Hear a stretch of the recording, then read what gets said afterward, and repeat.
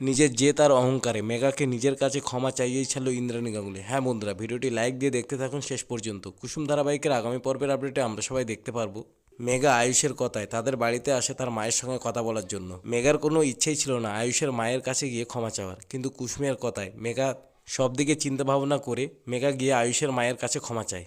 তাতে সব কিছু আগের মতো ঠিক হয়ে যায়। তাতে আয়ুষ, ঈশান, মেগা আর কুসুম সবাই খুব খুশি হয়ে যায়। এরপর আমরা দেখতে পারবো মেগা যে আয়ুষের কথায় সবকিছু মেনে নিয়েছে, তাই আয়ুষ মেগাকে একটা রেস্টুরেন্টে নিয়ে যায় খাওয়ানোর জন্য।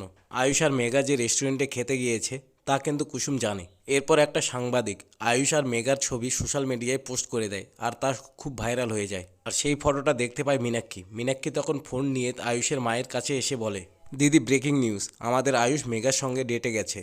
তা শুনে আয়ুষের মা চমকে যায়। তখন মীনাক্ষী বলে, কেন তুমি জানো না? কুসুম তো সবাই জানে। কেন কুসুম, তুমি সবাইকে বলনি? কুসুম আজকাল অনেক কিছু সবার কাছ থেকে লুকোচ্ছে। তো বন্ধুরা, মেগার কথায় আয়ুষের মা অনেক কষ্ট পেয়েছে, এমনকি মেগাকে শাস্তিও দিয়েছে। এরপরেও আয়ুষ মেগার সঙ্গে গিয়েছে। এরপর কি করবে ইন্দ্রাণী গাঙ্গুলি তা জানার জন্য আমাদের চ্যানেলকে লাইক, শেয়ার, সাবস্ক্রাইব করে পরবর্তী আপডেটের জন্য পাশে থাকবেন।